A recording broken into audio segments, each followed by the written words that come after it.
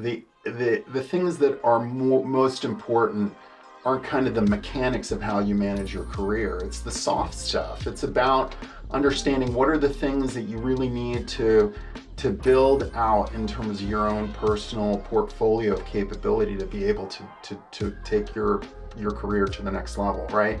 And a lot of that comes from just understanding your story and maybe understanding that, you know what, you can achieve even when you don't come from a lot, you know, and not feeling that there's this boundary out there.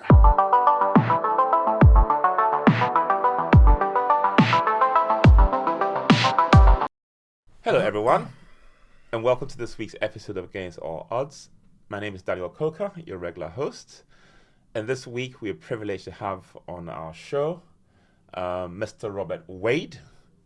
Robert is someone that I've recently become acquainted with. We met at the UK Black Business Week last year, and he's the global head of cross-currency solutions and payments for JP Morgan in the city of London.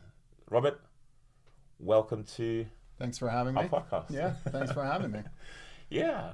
So, Robert, I mean, we've had a few conversations ahead of this this chat, and one of the things I picked up in my research was that you started off in university studying molecular genetics.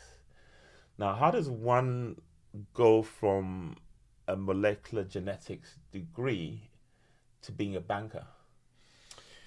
Well, you have a little bit of a circuitous route, but so I started out studying genetics many years ago now. Back when I went to college in the U.S., there were maybe 10 universities that had a genetics program, and I wanted to go into genetics specifically to become a doctor, actually. So that was the reason why I ended up going to the U.S. to study. And I ultimately had a number of internships over the summer selling advertising, which made me really question, you know, did I want to continue to stay in the medical field? Did I want to really pursue that? Because I really enjoyed the engagement with customers, clients, the business aspect of things more than working in a lab and doing, you know, things like that. Yeah. So I ended up making a very conscious decision to actually go directly into business school right after getting my genetics degree. But I went straight through to get my business degree because I knew I was going to go take another avenue and go down a business route instead. Right. So ultimately I did a number of different things. I was in finance, I was in marketing. Ultimately, I stayed in marketing for a number of years in telecom, and then ended up moving into banking after that. I started working for Chase, actually. So it's I work for JP Morgan Chase now, but it's my second stint. So, but obviously there are a number of different avenues that happen in the middle of that as well. But I kind of just made a conscious decision to move away from science. Okay. Yeah. Good. Another thing that we sort of spoke about ahead of this chat was the fact that you were actually born in Germany, not in America. To an American serviceman, and your mum's obviously German, and you grew up in Germany, pretty much until you went to college in the US. What was it like growing up in that environment, as a mixed race person, and what experiences would you say that you perhaps went through that probably helped you to kind of later on in life, because obviously your role requires meeting a lot of different people, different backgrounds. You live in different parts of the world, and all that. You still speak German and all that. I mean, how have those experiences kind of contributed to who you are today? Yeah, well, my father was in the military and met my mom. So yeah, mixed race. My father's black from the U.S., grew up in Virginia, ended up leaving America really because he didn't think that there was enough opportunity for him. And so He moved to Germany in the 60s when it was still illegal, actually, for interracial couples to be in America, right? Oh, So really? at that Okay. point, the Supreme Court had not actually ruled on the ability for a black man to be with a white woman. And Wow. so, it's actually interesting when I think about, how I ended up where I ended up and where I was born, because it is kind of against all odds. It If is. you think about it, because it took a lot, I think, during that time for my mom and my father to actually be together. But love kind of conquers all, and so obviously I'm very fortunate to have had them as parents, and that it was a great place to grow up.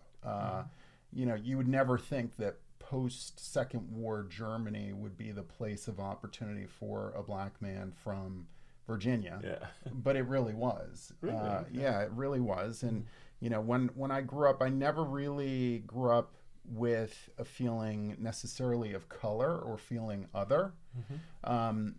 But when you grow up as a mixed race kid, you do really realize that a lot of people want to define who you are. And that's one of the things that's kind of defined me, I think, over my lifetime, really, is that you end up having to become your own person. I'm also the only child, and so I didn't have any brothers and sisters. Oh, okay. I didn't know that. And so, you end up really being in a place where you have to kind of become a chameleon to be able to adapt really to a lot of different situations. And I think for me, that's given me the ability to really work in a number of different firms, the ability to adapt to a lot of different cultures. It allowed me to, live in Germany and grow up in Germany, and then ultimately go off to college. The first time I went to America, even though I was an American citizen at that point, was when I was 18, when I went to college. So, for me, growing up in Germany, growing up in two different cultures,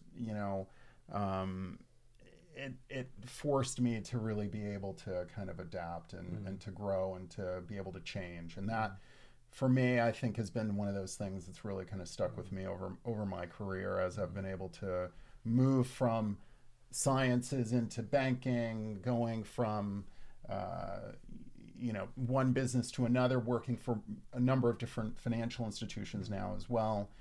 It's made me be a much more adaptive, I would say, I think.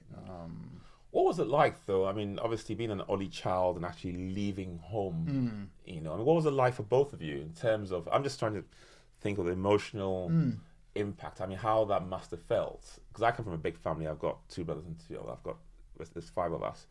And I can't imagine what it would be like, being an only child and having to leave home. And, did your parents worry about you? Did they come to check up on you and stuff like that? You know what? It's interesting. Because my father grew up in America and really made that decision to kind of leave. He joined the military in order to leave what he viewed as a place that didn't have opportunity for him. And he really instilled that in me.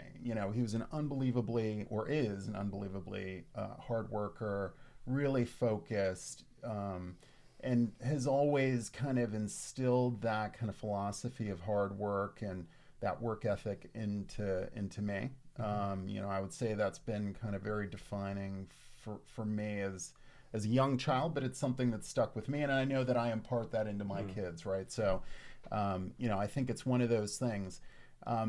As part of that, though, I think you end up in a place where you really need to be able to rely on yourself and feel accountable for being able to be the best version of you, taking accountability for kind of what you accomplish. And when I was 18, when I went off to college for the first time to go to the U.S., my parents didn't have a lot of money. It wasn't about coming from a lot. The reality is, I worked really hard in high school. I got great grades.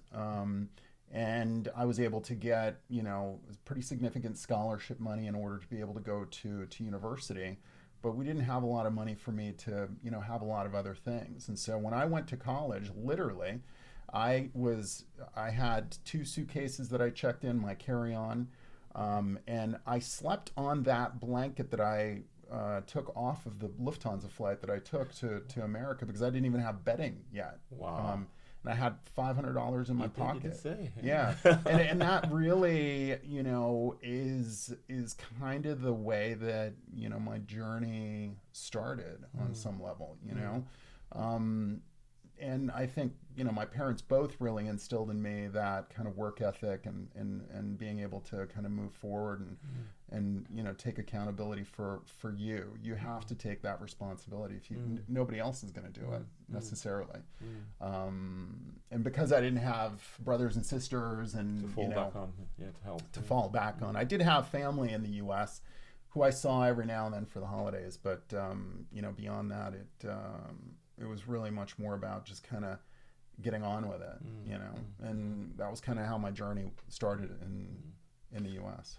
So would you say that your part-time job selling advertising, was that by chance? Was it something that you just found and started to do, and then as you did it, or as you went into it, you kind of figured out that maybe you liked the interaction and the engagement and sort of getting business in and all that? Would you say that it was something that you deliberately or intentionally looked for, or because you could have done so many other things? You could have worked in a fast food joint, as people do in university. You could have tutored students. There's so many other things that you could have done. You could have cut lawns. There's a whole raft of things you could have done whilst in university. But why did you choose advertising and sales? I mean, like selling advertising, because I think it's important, because I also went through a stint where after university I had a first class business degree, but I did sales, and I suddenly realized that I enjoyed it and I enjoyed the engagement, and that has really helped me as I've gone on in life. So I don't know if there was any thinking about it, or was it by accident? Or it wasn't really by accident. I mean, in the U.S. system, most people will end up having internships over the summers, right? And so, when you have a genetics degree, the natural thing for you to do is work in a lab. And, the reality of working in a lab, mutating Drosophila fly DNA to see, what the impact... It's just kind of boring. Right. It just, at that time, it just wasn't the thing that I wanted to do every summer when I, was doing things. The reality, too, is that, I didn't have a lot of additional money, right? So I really did have to have jobs. So I overloaded on all my classes. I had a job working probably about 20 hours a week when I was in college. Wow. I was what was called a resident advisor, where basically I ended up getting free room and board because I was providing, assistance to, the younger kids that were coming in, the freshmen and so forth. So, I had to kind of grind it out in order to get cash. That was spending money. And so, I mean, I worked really since I was 14. I had a job at some point over the summers doing something, always, and it's just one of those things where, like I said, that environment that I grew up with my parents and my father in particular, they just instilled that work ethic of having to just get on with life and making the best of what you can do. So over the summers, when I had the chance, I wanted to be able to, make as much money as I could during the summer. And so those sales opportunities where you make a commission on sales is actually kind of the job that will make you the most money over the summer. That's so true. And so, that really was the reason why I ended up going after that opportunity to do kind of advertising sales, local advertising sales. And I actually really did love it. I think I had a knack for it. I was one of the top producers every year. I did it for 2 years, and then there was another special program where we actually were doing merchant acquiring. It was really the first time I got into kind of payments related, where we were doing merchant acquiring sales for American Express at the time. It was a partnership that this company had. So I really got that first flavor of, understanding client needs, understanding, pain points. How can I help them? How can I, and that has stuck with me because, I've done product, I've worked on the trading floor. I've now I run a big global sales team. But that really came from that experience, really, of doing that over the summers, because, the discipline of kind of managing a sales process, the way that you interact, the way that you build relationships, those things are just skills that you learn through that process, and it really has stuck with me. So it was deliberate in terms of what I did over the summer, but it really has benefited me, I think, even to this day. Okay. So you just said something that's really, really important. You just said that one of the skills that you need to progress in your career is to build relationships. Okay. And that for me is very profound, because at a certain level, it goes beyond just technical competence. It's being able to connect with sponsors, being able to connect with mentors, being able to connect with clients, and it's a very, very key skill to have. Do you mind just telling us a little bit more about how that is really important for somebody who's looking to make progress from entry level, to higher levels in an organization? Yeah, I think that ability to build relationships is the foundation of networking, right? And so, we talk a lot about that in terms of the ability for you to really leverage networks. Even our ability for us to connect. Right? I know. I was going to ask you that. It is really about ultimately, networking, and the opportunities that it kind of affords you. But I think you end up having to be pretty intentional and deliberate about the way that you network. And I do think, for me in my career, if I think about every job that I've ever gotten, it has been not because I've necessarily applied for it or sought it out. The opportunity found me. And it always found me because of the fact that I had networked, that people understood who I was, that I, had a certain profile and that I could deliver a certain amount, even at a very early age, early in my career. I would say the first real job that I had out of business school was really all about networking. So I had worked for a small telecom company during business school. So I worked part-time and had a full-time MBA program. Again, back to making sure that the work ethic and making money, you have to be able to do that. But that got me my first full-time job, working for a small telecom company up in Rochester, New York. But my specialty was really doing a lot of data analysis, and I was very good at that and understanding, how we can segment clients, et cetera. And we worked with a company that did a conference every year for their users. And so I went to that conference, and I ended up meeting somebody else that worked for AT&T, which was the biggest telecom company in America at the time. And we just ended up having chat. It was dinners, drinks, all that good stuff, and kept in touch. And probably a month later, I had gotten pinged by the person that I had met at that time.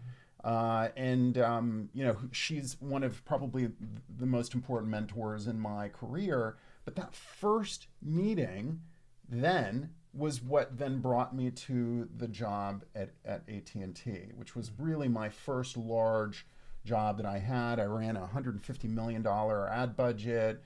It was a $1 billion business that I worked on at the time. And this was coming straight out of business school, effectively. So, somebody really took a chance on me at that point. And we did great work. We did some amazing marketing campaigns and other things at that point. But then what ended up as a result of that is that person, along with her boss, ended up going to Chase, because banks at that time were looking for marketers that really had good skills, and a lot of those marketers were at telecom companies at the time. Right. But okay. it's that fortuitous kind of initial meeting, the the networking that happens, and I've really done that throughout my career now. Even when I've moved internally in different institutions, it's about making sure that people know, one, that you're good, that you're a hard worker, that you have good skills, that you have competency, that you can deliver for them. And then ultimately they give you opportunity. The opportunity finds you at that point. You have to be prepared, but the opportunity finds you. And so, it is about ensuring that you are deliberate in the way that you are networking and the way that people know about you. In the industry, outside of the industry, it always benefits you. And so, I've done that really in all of the jobs that I've ever had. I mean, I've worked for a lot of different firms now. I moved from telecom obviously into banking, but then, I've worked for Chase, I've worked for Citibank, I've worked for Deutsche Bank, I've worked at Goldman, and now I'm back at JP Morgan. So, all of those roles came about from networking, every one of them. Because every one of those opportunities really found me on some level. That's very interesting. One thing that you've kind of alluded to in relation to the response you just gave on networking is the fact that you sort of help yourself if you're able to come out of your shell and approach people and let people know what you're capable of doing and engage with people and all that. And again, I think it's a pretty critical skill, because even though opportunities will come looking for you, at the level that you operate, you pretty much also need to be proactive and show initiative.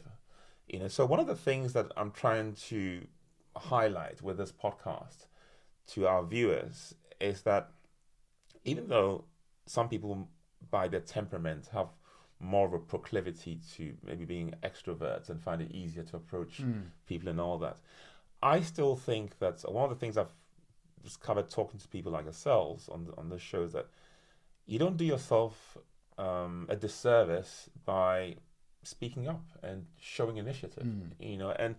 And listening to your story, I see initiative. You going to America with $500 in your pocket. You could have moaned. You could have said, why didn't your parents, give you more money, this, that. But you showed initiative. Okay, I'm here. I've got to do something about it. You're doing molecular genetics. You enjoyed sales. And I might be better off doing an MBA. You did something about it. So the point I'm trying to get is, I see in your story lots of instances of showing initiative. So can you just tell us a bit about, I don't know, I could be wrong, but no. Yeah, I think it's because I took initiative even talking to you. You could have, we never knew each other. We met in total strangers, but I took the initiative to approach you, and you could have, I'm sure you get lots of people approaching you, but I don't know why you even chose to engage with me, and all that. But had I not taken that initiative, we wouldn't be sitting here. And it was exactly 11 months ago. I was in Portugal playing golf. I took the initiative to start this podcast. So I think that initiative is a key attribute. What do you think about that? No, I agree. I think you've got to have that drive. I think it is about taking risk. It's about betting on yourself. I think that's a big part of it. I think it's also about not having when I said that when you're a mixed race kid, people always want to define you. I think it's about not allowing yourself to be the biggest inhibitor of your progress, right? I think that we set a lot of boundaries in our mind about what we think we can and can't do. And the reality is that you need to be able to push yourself out of your comfort zone. And I think a big part of that, especially with meeting people, et cetera, is just saying something. Obviously it's got to be well thought out. It can't, there are kind of rules around that, but at the end of the day, it does take that bit of initiative, because, I think that ability for you to engage and, build a relationship with folks is just foundational to anything that you want to do in business. And so I think taking the initiative on that first step, for instance, when you approached me, look, I mean, obviously I've looked at the podcasts, I did my due diligence. I think this is a really great idea around being able to share your story. I think that I mentor a lot of people, and I think the things that are most important aren't kind of the mechanics of how you manage your career. It's the soft stuff. It's about understanding what are the things that you really need to build out in terms of your own personal portfolio of capability to be able to take your career to the next level, right? And a lot of that comes from just understanding your story and maybe understanding that, you can achieve even when you don't come from a lot, and not feeling that there's this boundary out there. Half of the conversation when I have a discussion with somebody around, mentoring and everything else is understanding what's their motivation. What is it that they actually really want to achieve? What's driving them?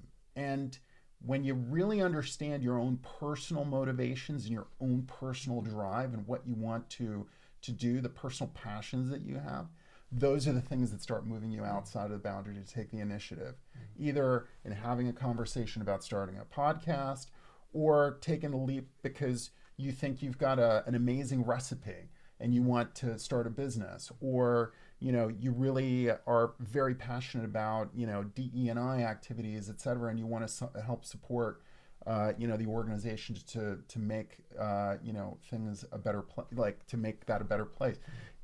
You just need to take the initiative. And I think a lot of that comes from just moving outside of the kind of boundaries that I think you set, not you personally, but people set in their own mind. And I do think that that's definitely more pronounced, I would say, in the Black community. I would say that. I think, society puts certain boundaries around us as a community, and I think we need to break out of those. And the first place that you need to break out of them is in your mind. You have to understand that you have unbelievable capacity and capability, and that when you then go through the steps to really become as prepared as you are, to show initiative, to show drive, to deliver on results, whatever they are. It doesn't have to be in banking. It can be in whatever career that you choose. That's when those opportunities start coming to you, and that's when things really start moving, I think, in the right direction for people. But you need to get out of your own head sometimes to be able to do that. That's quite interesting you say that, because I was telling someone earlier on today that the common thread that links all the conversations I've had on this podcast is that the people who are doing interesting things, the people who are living life, to the best of their ability, the common thread is the thinking. They seem to have a different way of thinking. It's like when confronted with with a challenge, they look for a way around it instead of saying, "I can't do that." It's like, how can I do that? And I've found that my own thinking has evolved over the past few months, to now I'm always kind of looking at how can I make this work. I had a call with somebody last night from Australia who wants to come who will be coming on the podcast, and there was a logistical challenge, and then my old self would have said, "I can't do this," but my new self has said, "How do I find a solution to this?" So what you said is so profound that it all starts with a change of thinking. Yeah. A change of thinking and begin to see solutions around problems. Because also a lot of people in the Black community, we talk about this, glass ceiling and all that, and all these things are there. But then if you have a mindset of finding a way around it and figuring things out, I think you can succeed. I think you can make progress. Yeah, I think I think there's an aspect of that where so my son, my daughter and my son both go to college in the U.S., but my son goes to West Point, All right, which okay. is the U.S. military academy, Academy, yeah. and it's very difficult to get into. Yeah. Um, you know,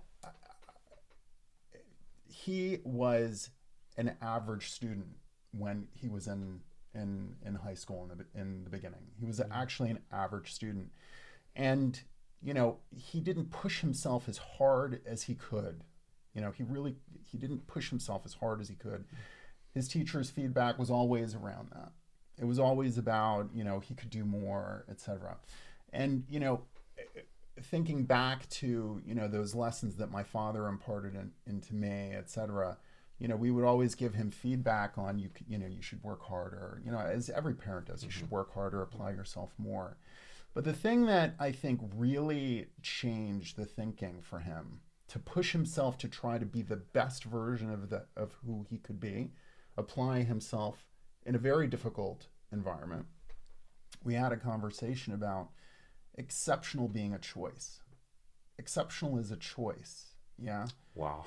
Exceptional is an active decision, right, that you need to personally take. And the reality is that average is average by definition, and everyone can achieve average just by doing what they're doing, right? But the decision to actually do something exceptional takes an active decision. And that's where you end up having to take yourself to a place where you do move yourself out of your comfort zone, where you work harder. And really, I think for him in particular, my wife and I both said the same thing to him. We're going to love you no matter what. If you want to continue to be average and have an average life, we still will love you, right? We'll appreciate you. We'll support you. But if you want to be exceptional, you have to really make that decision. And I will say, I think that message really resonated with him, because I think at that point, he started going to the gym in the morning. Before he went to school in high school, he'd wake up 6 o'clock in the morning, go to the gym, get fit. He started to do all the things that make you work harder, show that you've got greater drive. His grades started to improve, etc. He started to apply to a lot of different universities. Ultimately, though, that was his number one choice, and we supported his decision in making that. But it's a conscious decision to try to be exceptional. It doesn't come about by chance. Wow, this is really, really amazing. I mean, the exceptional is a choice. It's so profound. It's really profound. So, when you started your career, would you say that you saw people who looked like you high up, higher up the chain? Because for lots of people of color, it's entry level is possible.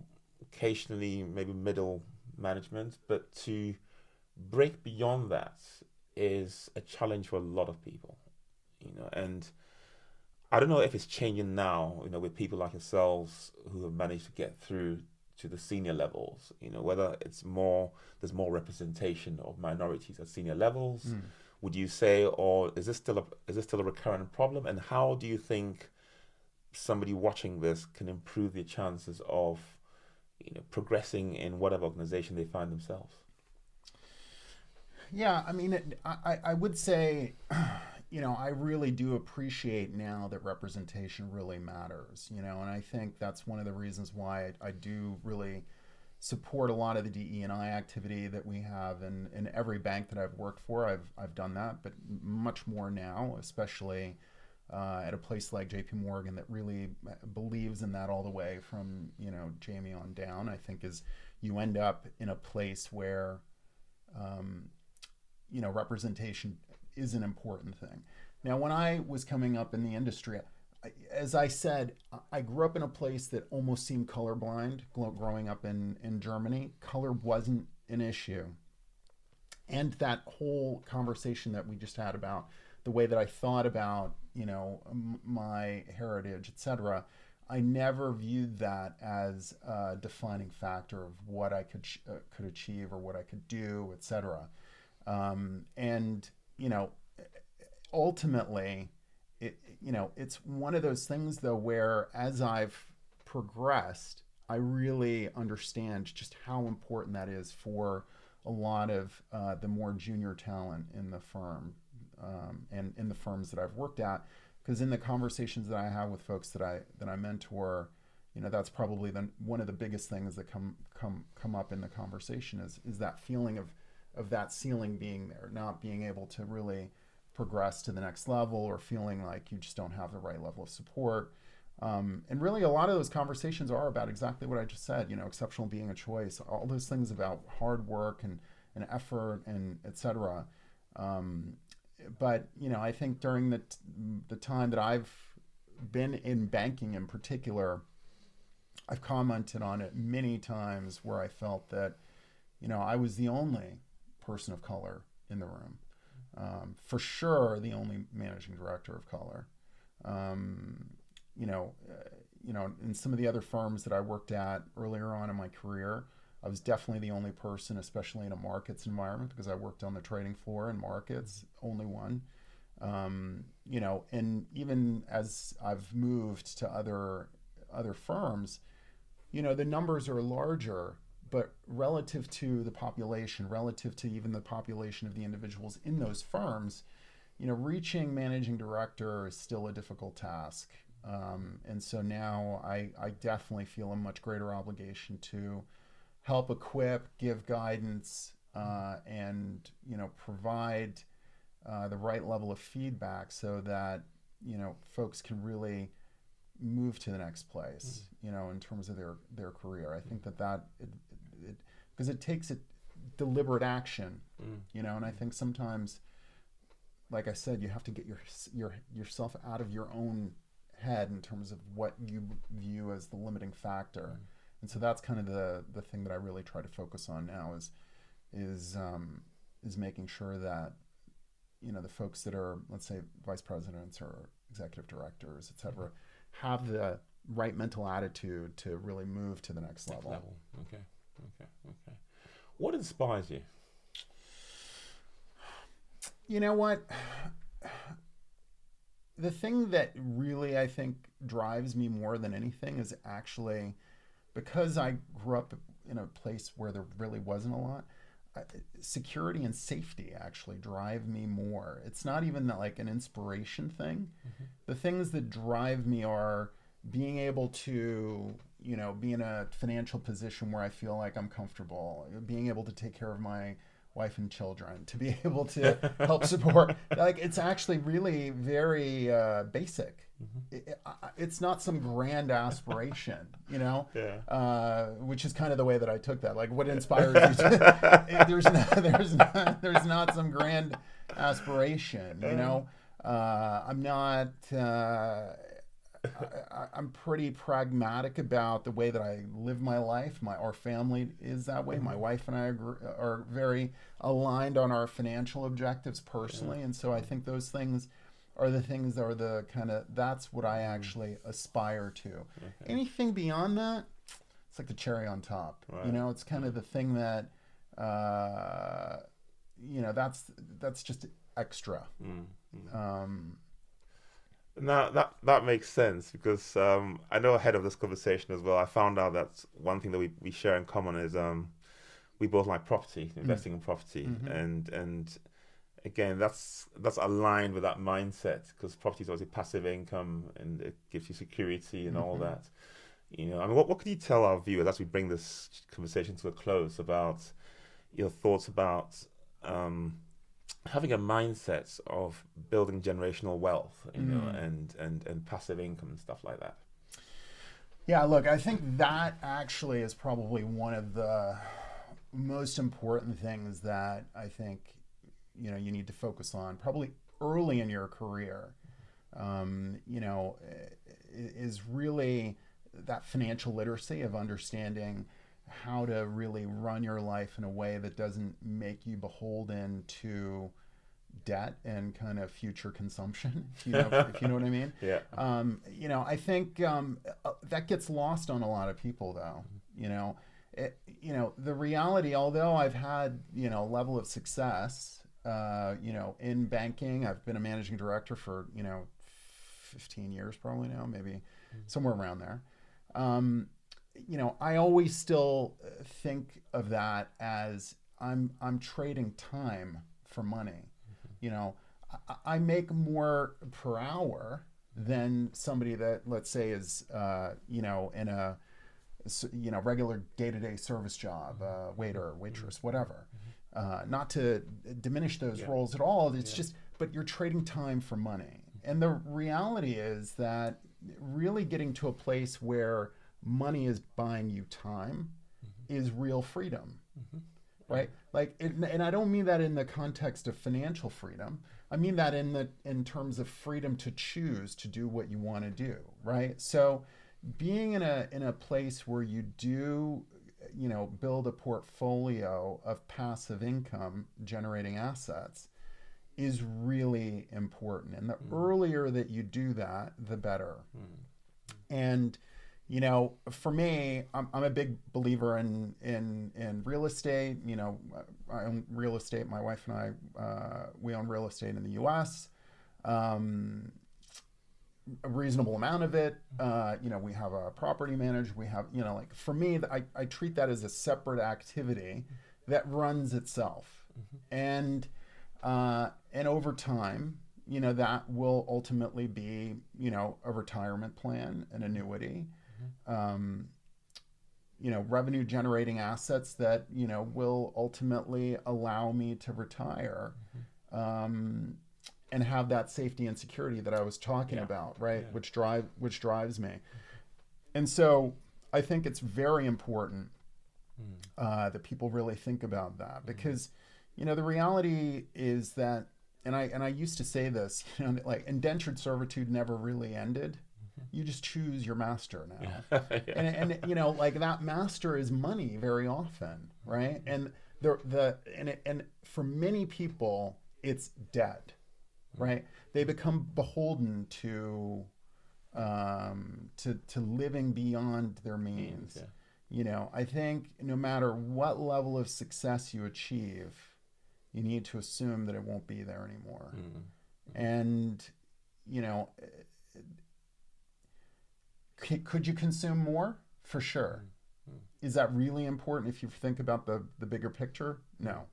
And so that's really, for me, what has kind of driven a lot of my own my own decisions from a personal perspective, which I think are beneficial actually in the way that I show up at work as well, because the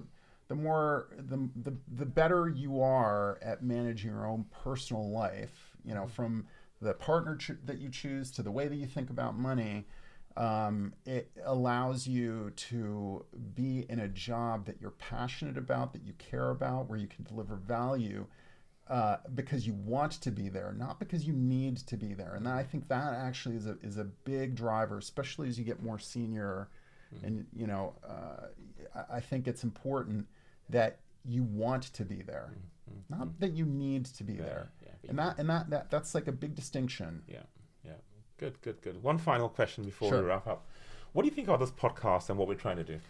I think it's great. Look, I think it goes to the heart of what we were talking about in terms of representation. I think you're bringing great people onto the podcast. Everybody has, different perspective on how they've achieved whatever level of success that they have. I think you always will see very common themes in terms of what drives that.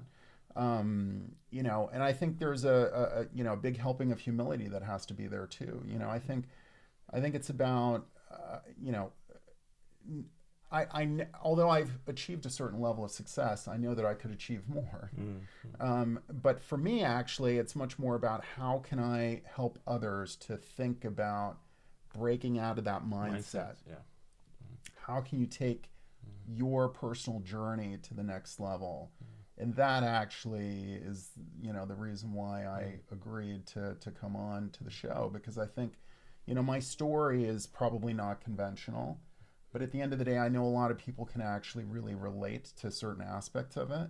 Definitely. And, if anybody that watches the podcast then realizes that they probably aren't as limited in their ability to take their own life to the next level, then that's great. That's great.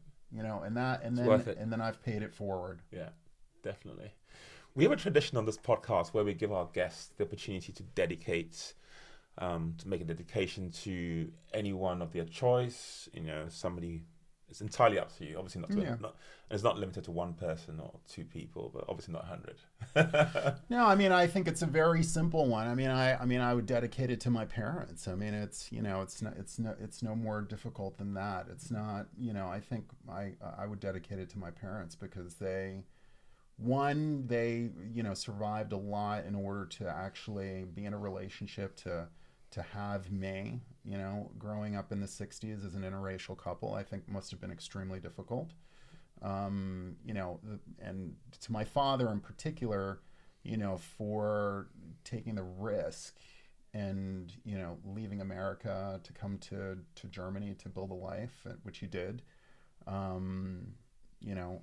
would just dedicate it to my parents because ultimately they are the reason why I'm sitting here. Fantastic. So, Robert, thank you so much for your time. Yeah. I really appreciate it. And you shared, I can't wait to watch this episode because you've shared a lot of things. And one of the things I'm taking away is exceptional is a choice. For me, that is so profound. So when I started this podcast, I decided that I'm going to do it and do it properly. And you can see that I'm investing in what I'm doing. Mm-hmm. And it's intentional. It's the way I'm thinking about it. That I'm going to try to be different from just being average, because that's where the key is. That's the key to having an impact. So thank you very much. Yeah, absolutely. Glad we did this. Yeah. Good. Thanks. If you've enjoyed this episode and you've watched to this point, I'd like you to do one thing, like leave some comments. I'd like you to also subscribe. We're building a platform and a great community where we can celebrate and listen to stories like Robert's. And the bigger the platform gets, the easier it will be to bring even more accomplished guests as well. So please subscribe to help us grow the platform, like and share. And I'll see you next week. Thank you.